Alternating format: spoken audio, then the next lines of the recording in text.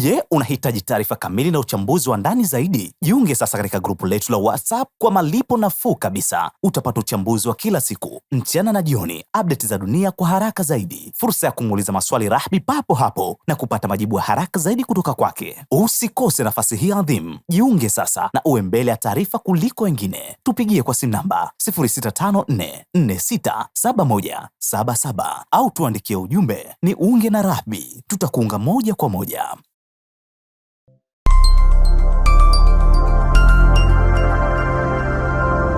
Rahby Digital, haki na ukweli.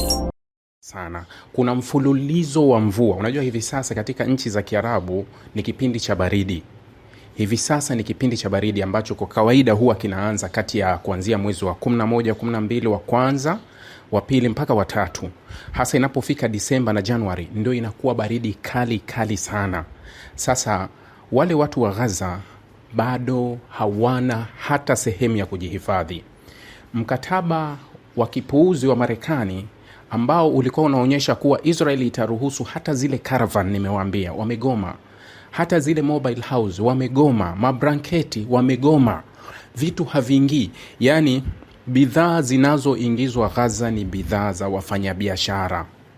Nadhani kuna picha za video zinatembea, mnaziona maji yalivyojaa kwenye mahema, watoto na watu. Hata kumeripotiwa taarifa za watoto kufariki kwa baridi.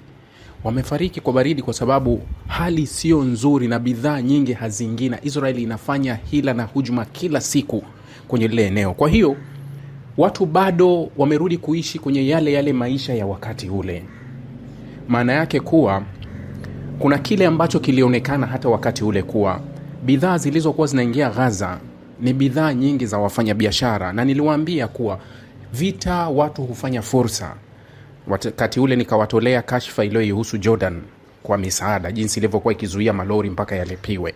Jordan ikaja kukanusha, lakini tuliona kuwa mzozo huu umewatajirisha wafanyabiashara wa Misri, wamekuwa mamilionea wale dhidi ya jamaa zao waliopo hapo ambao wapo kwenye dhiki na shida. Sasa naendelea kuwakumbusha na kuwasisitiza kuwa popote ulipo, nchi yoyote unayoishi, najua mtuko mchanganyiko, popote mlipo na nchi yoyote mnayoishi, angalieni zile taasisi ambazo zinapeleka misaada Gaza. Please shirikianeni nazo, toeni angalau, kwa sababu leo hii watu wa Gaza kuna kile ambacho wanasema kuna usitishaji na misaada kuingia. Ukweli kuwa misaada inayoruhusiwa kuingia ni misaada ambayo watu wala hawahitaji kwa kiwango kikubwa sana. Ni hila za kizayuni zinazofanyika, na hakuna nguvu yoyote ya kutoka upande wa pili, waliokuwa dhamana ya makubaliano wala waliokuwa kwenye dhamana ya usitishaji. Hakuna anayezungumza. Nilikuwa nikizungumza na jamaa zangu kama wawili jana, niliongea nao kutoka huko kwa sababu nimekuwa na mawasiliano nao, nikawa na wauliza baadhi ya vitu, labda kuna mabadiliko yoyote toka wakati ule hata sisi tulikuwa tukipeleka. Ananiambia hali ni ngumu zaidi kuzidi wakati huo. Hali ni ngumu zaidi kuliko wakati huo, kwa sababu bidhaa zilizopo ni za wafanyabiashara. Yale malori ambayo huwa yanapigwa picha na kuonekana kuwa ni misaada inaingia Gaza, sio misaada, ni chache sana inayokwenda kwenye misaada. Lakini malori mengi yanayoingia ni bidhaa za wafanyabiashara. Unakwenda kufanya biashara na watu ambao hawana pesa. Unakwenda kufanya biashara na watu gani? Kwa hiyo watu wa Gaza bado wanaishi kwa kutegemea misaada ya dunia, ya ulimwengu. Nyinyi ambao mnawachangia chochote kuwapelekea, ndio ambacho angalau wanaweza wakakipata. Kwa hiyo popote ulipo, kama kuna taasisi, kama kuna shirika, kama kuna nini wanafanya kuhusu masuala ya Gaza, please shirikiana nao, watumie chochote. Sisi kwetu niliwaambia kuanzia mwanzo kuwa tukaiondoa kwenye public, na tunaka group ketu tu kwa watu wachache tu ambako tumekuwa tukitimiza hayo majukumu yetu. Na nyinyi mnaweza mkajiunga, watu popote mlipo, mkaanzisha ka grupu fulani ambako kakatimiza hilo lengo la kuweza kuwafikishia hawa jamaa na ndugu ambao wametengwa, unaweza kusema, na ulimwengu katika nafasi moja au nyingine. Sasa nilikuwa nakwambia, angalia hila inayofanyika. Mfano, kuna taarifa moja imeandikwa na vyombo vya habari. Taarifa hii inasema, nilikuwa nimeiona, taarifa ya hovyo sana. Inasema Umoja wa Mataifa na makundi ya misaada yalionya Jumatano kwamba shughuli za kibinadamu katika maeneo ya Palestina hasa Gaza ziko katika hatari ya kuanguka ikiwa Israeli haitaondoa vikwazo vinavyojumuisha mchakato wa usajili uliowekwa wa kiholela na uliojaa siasa nyingi. Mmeelewa? Makundi mengi ya misaada ya kimataifa yanakabiliwa na kufutiwa usajili ifikapo Disemba 31, ambayo inaaminisha kwamba yanapaswa kufunga shughuli ndani ya siku 60, ilisema Umoja wa Mataifa na zaidi ya makundi 200 ya misaada ya ndani ya kimataifa katika taarifa ya pamoja. Kufutiwa usajili kwa mashirika yasiyo ya kiserikali, makundi ya misaada ya kimataifa huko Gaza kutakuwa na athari kubwa katika upatikanaji wa huduma muhimu na za msingi. Taarifa hiyo ilisomeka: mashirika yasiyo ya kiserikali INGO yanaendelea au kuunga mkono hospitali nyingi zilizo mashambani, vituo vya afya vya msingi, majibu ya dharura ya makazi, huduma za maji na usafi wa mazingira, vituo vya utulivu wa lishe kwa watoto wenye utapiamlo mkali na shughuli muhimu za kuchukua hatua dhidi ya mabomu. Taarifa hiyo ilisema. Sasa vifaa vilivyoachwa visifikie vikundi. Angalia Israeli wanavyofanya hila. Ingawa baadhi ya vikundi vya misaada vya kimataifa vimesajiliwa chini ya mfumo ulioanzishwa mwezi Machi, mchakato unaoendelea wa usajili upya na vikwazo vingine vya kiholela kwa shughuli za kibinadamu vimeacha vifaa muhimu vyenye thamani ya mamilioni ya dola, ikiwa pamoja na chakula, vifaa vya matibabu, vifaa vya usafi na usaidizi wa makazi, vimekwama nje ya Gaza na haviwezi kuwafikia watu wanaohitaji. Taarifa hiyo ilisomeka. Ujumbe wa Israeli kwa Umoja wa Mataifa huko New York haukujibu mara moja ombi la kutoa maoni kuhusu taarifa hiyo. Chini ya awamu ya kwanza ya mpango wa Gaza wa Rais Donald Trump, usitishaji mapigano dhaifu katika vita vya miaka miwili kati ya Israeli na wanamgambo wa Hamas ulianza Oktoba 10.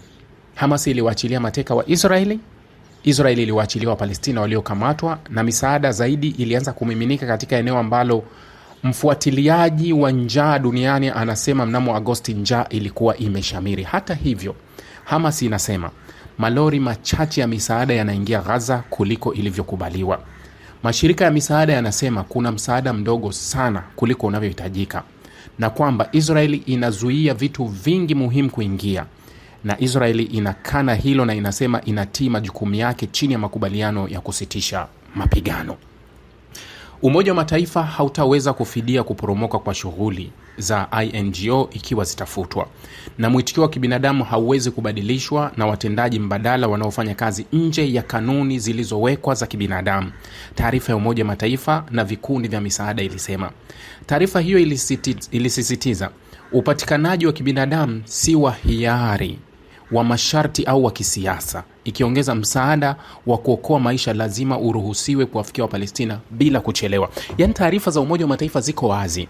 Unapodai kuwa kutaporomoka mashirika kama INGO ambayo yanafanya kazi ndani ya Gaza, maana yake unarudisha mashirika kufanya kazi ambayo hayana weledi katika matumizi ya haki za binadamu, ikiwemo kama GHF. Wakati ule kulifanyika hila za namna hii, kufunga mashirika yote yaliyokuwa ya Umoja wa Mataifa, kuhakikisha kuwa yani maghala yake yanakuwa dry, kavu, hakuna kitu kinachoingia. Halafu wao wakaanza kutumia GHF. Sasa mchezo ule unatumika hivyo hivyo. Taarifa inatolewa na Umoja wa Mataifa kuwa hawaruhusu, yani unaona haya mashirika yaliyosajiliwa toka mwezi Machi kuwa yanavyo vifaa vya kutosha.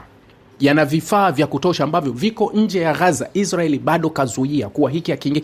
Nilisema wakati ule haya makubaliano kama yatamtoa Israeli kwenye kumiliki kila kitu, na ndio nilikuwa na wasiwasi kuwa nani ataingiza vikosi Gaza. Israeli ndio ataamua vikosi gani viingie Gaza, au kwa sababu azimio liko kwenye Baraza la Usalama lilipitishwa na Umoja wa Mataifa, Umoja wa Mataifa ndio waamue nchi gani iende, au tunachezaje? Yani nilipozungumza mara nyingi na ninapozungumza kuwa mifumo ile ambayo unaona wanaharakati wetu wanaipigania, wanakimbia, wanaiabudu, ICC, Umoja wa Mataifa, Human Rights Watch, sijui nini, Amnesty International, sijui nini, yani mifumo yote hiyo imeoza. Hakuna mfumo. Mifumo yote imeoza na haifanyi kazi. Sasa hata hao wanaharakati wetu wangepigania hii mifumo kuwa ifungwe na tuanzishe mifumo mingine kabisa tofauti ulimwenguni ambayo huenda ikaenda kutatua matatizo ya ulimwengu. Fikiria Umoja wa Mataifa wanalalamika. Umoja wa Mataifa wanalalamika kama tunavyolalamika sisi. Mashirika ambayo yako kwenye usajili wa Umoja wa Mataifa, wanaharakati waliopo hapo ambao wanaona ukiukwaji mkubwa kabisa wa miaka na miaka kuwa kinachofanyika sio, lakini hawawezi kufanya lolote, wanalalamika kama sisi tunavyolalamika. Jamani, hebu pitieni kidogo muone hali ya Gaza katika kipindi hiki. Jaribu, manake baada ya kusema kuna usitishaji na vile mabomu unaona hawiyaoni moja kwa moja, lakini juzi Israeli imefanya shambulizi kwenye nyumba la familia moja, watu 19 wamekwenda. Marekani anakuambia shambulizi la Red Side analichunguza kama lilikuwa ni ukiukwaji. Unauliza ilikuwa ni ukiukwaji wa makubaliano? Jamani, halafu kuna watu wanaabudu kabisa Marekani kama Mungu wao. Yaani Marekani akisema kuhusu wanaona kweli kweli Marekani. Jamani, huu koloni na huu utumwa wa fikra utaondoka lini? Kile tunachokiona ndio halisi, sio tunachoambiwa. Yaani kile tunachokiona ndio halisi, sio kile tunachoambiwa. Kwa hiyo nasisitiza kile nilikiongea kwenye mazungumzo ya jana. Jamani, hali ya Gaza ni mbaya. Wale mlikuwa na utaratibu huo, jamani, naomba muendelee popote ulipo, yoyote alipo. Kwa mtu yoyote anaona kuwa anaweza kufanya chochote, wawekee chochote. Mwenyezi Mungu atakulipa. Nazungumza nao sana, nawasiliana nao sana, na ninafahamu situation yao ilivyo na hali zao zilivyo. Kwa kweli bado wanahitaji, kwa sababu kile ambacho sisi mara kadhaa huwa tunaweka angalau hicho kinaweza ikapita, kwa sababu vifaa havipiti.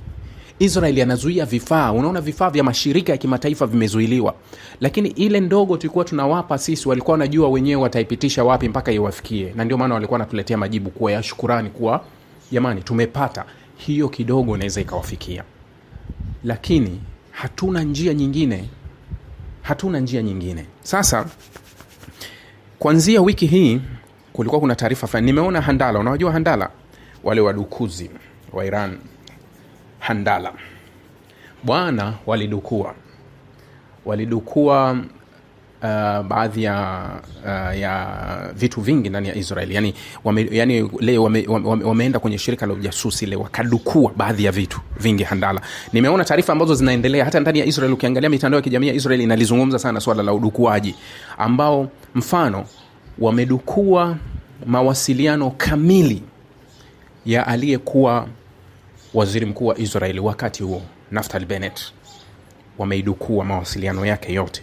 Taarifa iliyotolewa na vyanzo vya Irani inasema ule udukuaji umeenda kudhihirisha, yani umeenda kutoa picha kamili ya kile ambacho Irani walikizungumza kuhusu IAEA. Wanasema tumekuta mawasiliano ya moja kwa moja kati ya Rafael Grossi na Naftali Bennett.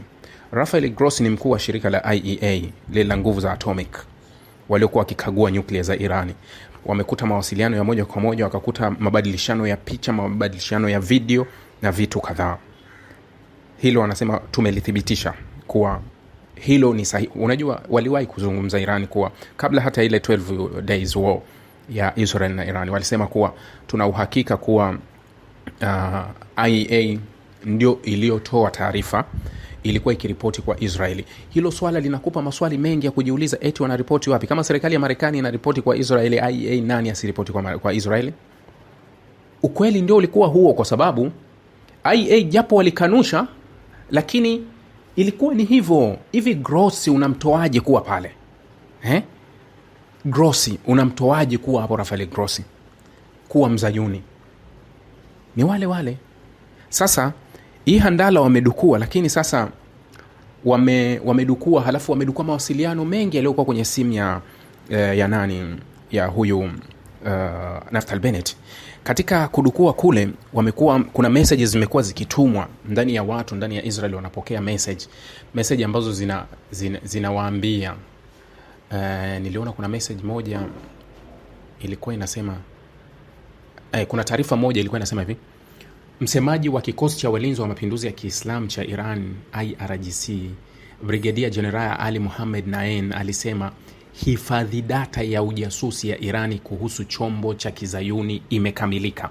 Hifadhi data, unajua taarifa hii ya ujasusi ilichangia kiwango cha juu cha usahihi katika mashambulizi ya makombora ya Irani. Yani katika zile taarifa wanazodai wamezidukua Irani, wanasema wamekutana na taarifa kamili ambazo zilikuwa zinachapishwa, ambazo zilikuwa haziendi kwenye umma, yani zilikuwa ni za serikali ya Israeli katika zile vita ya siku 12. Wanasema taarifa hii inasema karibu 80% ya vitengo vya Iran wakati wa vita ya siku 12 vilitokana na ujasusi uliokusanywa katika miaka iliyopita. Sasa, wakati wa vita ya siku 12, vyombo vya habari vya Israeli vilionya mara kwa mara kuhusu uvunjifu wa ujasusi wa Irani na kusababisha kufunguliwa kwa faili 60 za uchunguzi, kulingana na msemaji wa IRGC. Katika vita ya siku 12, Irani ililenga kwa usahihi kila eneo lililoshambuliwa katika Israeli bila makosa, ikionyesha uwezo mkubwa wa ujasusi. Vituo 47 vya kimkakati, mbuga kadhaa, maeneo kadhaa ya science na vituo viwili vya umeme ndani ya nchi hiyo viliharibiwa, na idadi ya majeruhi wa kikosi chake cha usalama ilizidi mashahidi wa Iran. Kura ya maoni ya baada ya vita ilionyesha kuwa 13% tu ya Waisraeli waliona ushindi, ikilinganishwa na takriban 80% nchini Iran.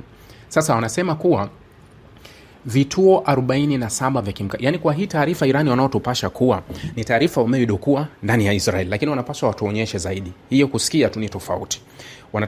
Wanatakiwa watuonyeshe hiyo taarifa walikoidukua. Yani taarifa hii inadai kuwa, manake unakumbuka Israeli alikuwa akizuia waandishi wa habari katika vita. Hakuna kupiga picha, hakuna kutoa taarifa nani amekufa, hakuna kitu chochote. Sasa hii taarifa inasema kuwa ushahidi waliounasa unaonyesha kuwa waliokufa wanajeshi wa Israeli katika yale mashambulizi ya Irani, wanajeshi ni wengi zaidi kulinganisha na mashahidi wa Irani, yani kulinganisha na waliokufa Irani, kwa taarifa hii ambayo Irani wanadai wameidukua kutoka kwa Israeli. Lakini walipaswa watuonyeshe au tuthibitishie zaidi kile ambacho wao wanakiona. Inawezekana Israeli kuzuia, na tuliona wakati huo walikuwa kizuia kila kitu. Hata waandishi wa habari kutoka kwenye vyombo vya habari vya magharibi pia walizuiliwa kwa vyovyote vile. Hamuwezi kufika, hamuwezi mkafanya nini na nini, chochote itavyokuwa hamuwezi kwenda kwenye kiwango hicho. Nimemsikia juzi alikuwa anasema, aliyewahi kuwa waziri mkuu, alikuwa ni Naftali nadhani, anasema alikuwa mkuu wa jeshi, aliyekuwa mkuu wa Mossad, Ronen Bar alikuwa nadhani yeye, anasema haipaswi, kama Irani itaendelea na nyuklia inapaswa tushambulie tena, yani inabidi tuingie tena kwenye vita. Lakini kuna taarifa ilikuwa imechapishwa kwenye vyombo vya habari juzi, wiki jana, ni wiki jana au mwanzo mwa wiki hii ilikuwa imechapisha, inasema kuwa inapingana na taarifa ya awali ambayo ilisema kuwa Israeli ilikuwa imeharibu mifumo zile za mashambulizi za Irani kwa 80%. Kwa 80%. Ile taarifa ilikuwa inasema kuwa ni chini ya 10%. Ilichapishwa na vyombo vya magharibi na ikasema kuwa Irani imekuwa ikihamisha maelfu kwa maelfu ya makombora yake kuyahamishia kuwa sehemu nyingi. Yani wanasema kuwa wanasambaza mifumo ya urushaji wa makombora isiwe sehemu moja. Yani wanaisambaza kuipeleka sehemu tofauti tofauti ili iweze kufanya kazi vizuri, ukilinganisha na mara ile ambayo kuwa Iran ilikuwa ikifanya kazi karibu mikoa 5 tu, ambayo ilikuwa kwa ukubwa wa Iran ni nchi kubwa sana. Sasa kwa ukubwa wake wanasema kuwa ilikuwa ikifanya kazi kwenye maeneo 5, mikoa kama 5, na wanasema ndani ya Tehran peke yake ndio ilikuwa ina mifumo mengi ya uwezo wa kurusha. Kwa hiyo Israeli alikuwa anashambulia zaidi maeneo hayo. Kwa hiyo wanachofanya Iran ni kama wanabadili sasa uwezo wao. Yani mnafika kama Tanzania, kama tulikuwa Dar es Salaam peke yake tunasambaa, sasa tunaenda kuweka Mtwara, tunaenda kuweka Lindi, tunaenda kuweka Moshi, tunaweka wapi? Yani isiwe sehemu moja. Yani kuwa unakumbuka kadhia ya 1979, kadhia ambayo wakati wa mapinduzi yale ya Kiislamu ya Iran, wa Irani waliwateka wanadiplomasia wa Marekani, walitekwa, walikuwepo ubalozi wa Marekani walitekwa. Yani kulikuwa kuna maafisa kadhaa walikuwa wametekwa wa Marekani. Ngoja nihakikishe idadi yao alafu nilikumbuke hili tukio nikupashe. Yes, hili tukio lilitokea 1979, sawa.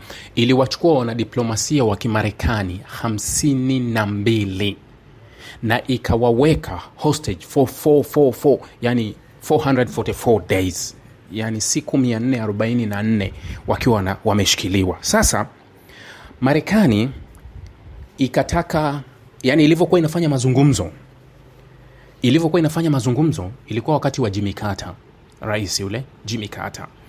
Marekani ikafanya nao mazungumzo huku ikijaribu kuwachezea akili kama hivi ambavyo walifanya juzi na mazungumzo, halafu wanajifanya wanazunguka upande wa pili. Kwa hiyo Marekani ilifanya mazungumzo ya hila huku ikiandaa mpango wa kwenda kuwaokoa wale mateka kwa njia ambao wanajua wao wataenda kuwaokoa wale mateka. Matokeo yake Irani wakastukia mchezo mzima. Kwa hiyo ule mchezo walivyocheza nao, wale mateka hawakuhifadhiwa sehemu moja, walisambazwa kwenye ile nchi. Unajua kama hapa sisi labda tuwe mateka sijui nini, unawasambaza, wengine wanaenda Mwanza, wengine wako Msoma, wengine mnawapeleka Sumbawanga, wengine mnawapeleka sijui Mbeya. Kwa hiyo Marekani hakujua hawa watu kuwaokoa kwao haiwezekani kwa sababu hawako sehemu moja. Kwa hiyo Marekani wakaingia kutaka kuvamia. Matokeo yake wanajeshi wa Marekani wakafa, ikakrashi, yani mambo yakawa mengi. Ile operation ambayo Marekani waliipa jina ilikuwa inaitwa Operation Eagle Claw, ilifeli. Marekani akatia vikwazo kwa Irani kweli. Irani wenyewe walichosema, tunawashikilia hawa sababu sisi tunataka mumrejeshe Shah. Shah alivyopinduliwa alikimbilia Marekani. Kwa hiyo wakamtaka arudi, Mohammad Reza Pahlavi arejeshwe ndani ya Irani kushtakiwa. Marekani ikagoma. Ndio hapo uhasama wa Marekani na Irani ulipo shamiri kweli. So hii staili nayo kuambia kuwa ni vigumu kuokoa kitu ambacho watu wanakisambaza, au wanaamua tunautanua uwanja ili tupige mashuti kweli. Unajua watu wakijikusanya.